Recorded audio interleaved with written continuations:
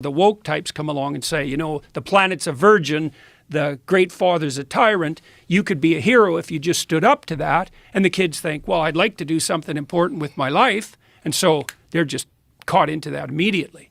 But because it's a one-sided story, a one-sided religious story is an ideology. And a great representation of that is what they've done with Greta Thunberg. Yeah, exactly. It's so funny, because I thought 10 years ago, we live in the delusion of a disturbed 13-year-old girl. How did that happen? And then, Greta Thunberg showed up and I thought, oh, well, there we go. Now we've got the 13-year-old. I feel sorry for her, because she was chased into this apocalyptic terror that we're trying to enforce on all our kids.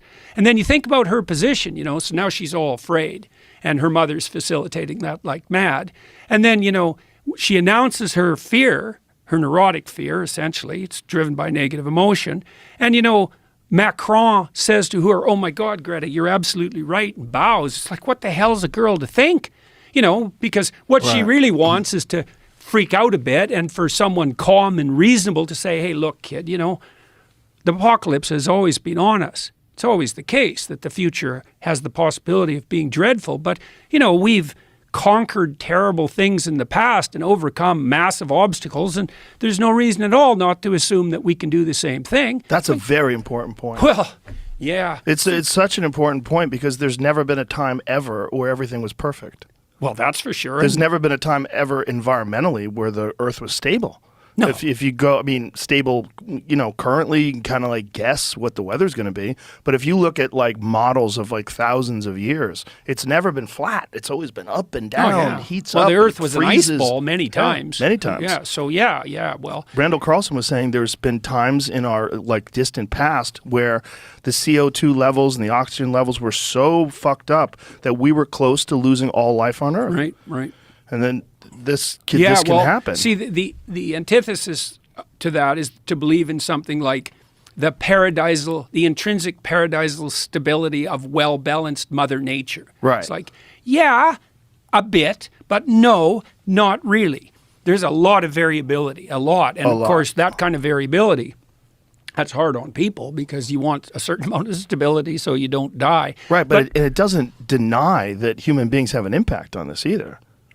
No. Well, this is why I really respect Bjorn Lomborg, because Lomborg's hard to grasp because he forces you to think complexly. He says, well, we don't have one problem, carbon dioxide, which is, I don't even think it's clear that carbon dioxide is actually a problem, but we can leave that aside. That'll get me in trouble with the College of Psychologists again. But, Lomborg says, it's a factor. Yeah, it's a factor. Yeah. But there's lots of factors, and God only knows what the most pressing problems that confront us truly are.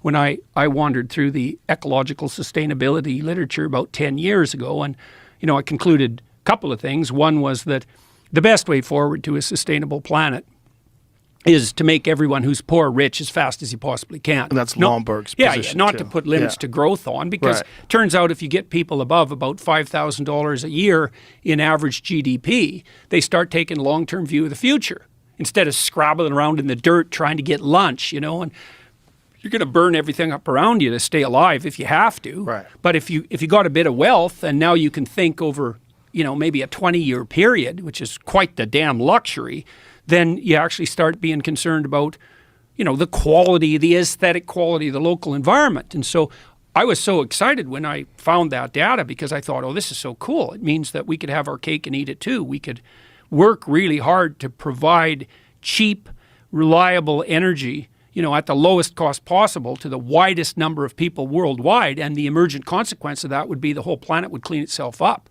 So wouldn't that be great? Because we could make our goal the eradication of absolute poverty, which we actually done pretty good at eliminating over the last 15 years, but we could really make that a goal.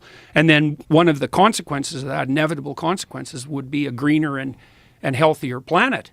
And then you think, well, why aren't we doing that? And that's a question, all right. And I think part of the reason is I've been trying to understand the driving ideas underneath this globalist utopian tyranny that seems to be developing from the top down. And I think it's driven, at least in part, by this religious vision that I already described, that you have to construe culture itself, especially industrial culture, as the tyrannical father raping and pillaging everything in its way, which is an unbelievably dangerous way to think, too one-sided. And the idea that you have to impose limits to growth on people in order to have a sustainable planet. And that's allied with a view that probably stems all the way back to people like Paul Ehrlich in the 1960s, who really believe, truly, that maybe the planet should only have 500 million people on it, or 1 billion, in relative poverty, or 2 billion barely scraping by, because otherwise they're going to be wrecking everything, and controlled by some top-down authority that makes bloody well sure that no one's consuming too much.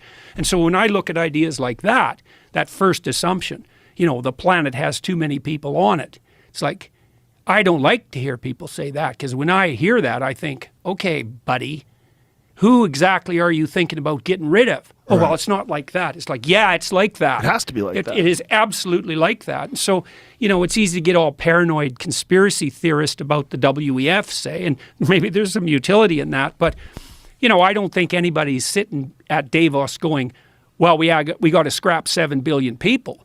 But if the underlying narrative is the one I just described, virginal planet, tyrannical patriarchy, and rapacious individual, and you believe, well, we're overpopulated, like Paul Ehrlich has believed since really literally the mid-1960s, then how is it not going to be that the policies that you craft stemming from that narrative are colored by the belief that there's far too many people?